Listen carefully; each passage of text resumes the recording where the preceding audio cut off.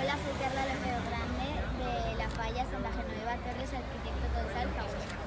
Carla, enhorabuena. ¿Cómo estás viviendo estos primeros días de ser la niña, una de las niñas del acorde o posible Falla Infantil de Valencia? Pues la verdad es que aún estoy en una nube porque no me lo creo y lo estoy viendo súper bien con mis compañeros. ¿Has ido ya al colegio? Sí, sí. ¿Qué tal? ¿Qué tal por el colegio? Pues muy bien, todos los profesores me han dado la enhorabuena. Todos mis compañeros también me han dado la enhorabuena.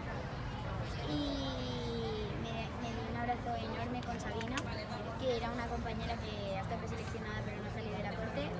Y me dio un abrazo enorme con ella y le dio la enhorabuena. ¿Por qué deberías de ser tú la Falla Mayor Infantil de Valencia?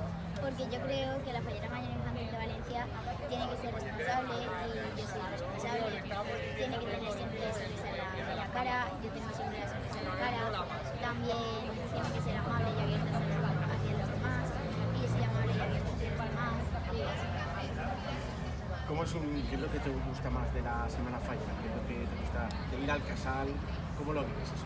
Pues me gusta mucho, sobre todo cuando voy con todos mis compañeros, o sea, todos mis amigos del casal y también me gusta mucho vivir las fallas en mi falla porque me parece súper divertido.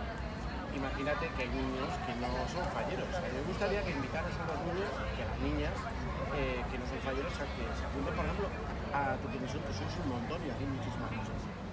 Pues yo les diría que se apunten a las fallas, que cuantos más seamos mejor, que son súper chulas y que se lo van a pasar súper bien. Genial, ahora me gustaría que nos mandaras un saludo a todos nuestros seguidores y yo te voy a desear muchísima suerte en lo que quieres hacer.